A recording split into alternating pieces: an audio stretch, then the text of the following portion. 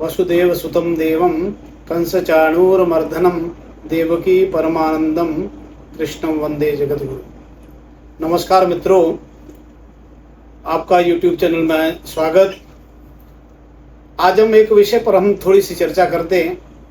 दो महान संतों के विषय में खूब टीवी में और सोशल मीडिया पर सारी बातें हो रही है।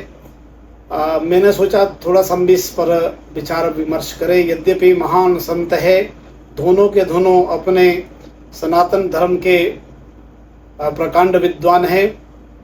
मित्रों, वास्तव में सनातन धर्म है ही कर्म मार्ग, भक्ति मार्ग और ज्ञान मार्ग का तीन प्रकार से ईश्वर प्राप्ति का साधन बताता है।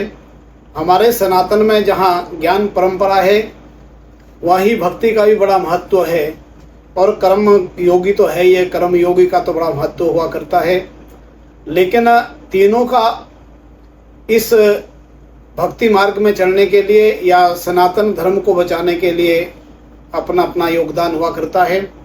यदि हम हमारे जो ज्ञान परंपरा के परमाचार्य हैं, आदरणीय प्रातः स्मरणीय जगत गुरु राम भद्राचार्य जी, उन्होंने सनातन धर्म के लिए जो लिखा, उनका जो ज्ञान है, उनका जो वैदुष्य है, यद्यपि अगर आज हम अयोध्या में राम मंदिर की स्थापना कर पाए तो उनका बड़ा योगदान है, उसको हम भूल नहीं सकते।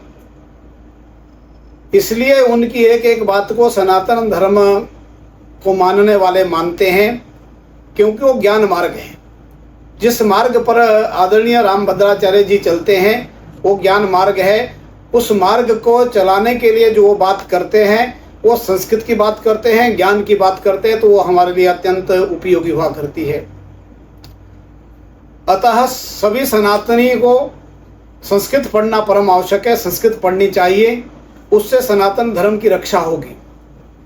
और सभी क्योंकि ज्ञान का तो महत्व इतना है कि ज्ञान के विषय में अगर गीता कहे तो ना ही ज्ञानेन सदृशम पवित्रम य विद्यते, ज्ञान के सदृश दूसरा कोई नहीं है, ऐसा भगवान स्वयं कह रहे हैं। तो उस ज्ञान मार्ग पर चलना थोड़ा कठिन है, लेकिन ज्ञान मार्ग में चलने वाला व्यक्ति ज्ञानी ही हो जाता है, और वो ज्ञानी व्यक्ति भगवान स्वयं गीता में कहते हैं वो मेरे ही सदृश हो जाता है। तो अतः आदरणीय स्वामी राम भद्राचार्य जी ने जो कहा वो ज्ञान परंपरा के अनुसार उन्होंने कहा, और उस ज्ञान परंपरा की रक्षा के अनुसार उनका हार्दिक अभिनंदन और स्वागत करने योग्य बात है। लेकिन जिन संत के बारे में कहा, वो संत भी अत्यंत पूजनीय है, उनका महान योगदान है। अगर आज सनातन धर्म में भक्ति लौट रही है तो उसके लिए आदरणीय स्वामी प्रेमानंद जी महाराज जी का बड़ा भारी योगदान है। उन्होंने नए नए युवाओं को और सनातन धर्म में वापस लाने के लिए जो उनकी भक्ति मार्ग का वो परिचय देते हैं, और भक्ति मार्ग के द्वारा बड़े बड़े व्यसन के वालों को भी उन्होंने वापस भक्ति में ला दिया। ये कोई साधारण काम नहीं है।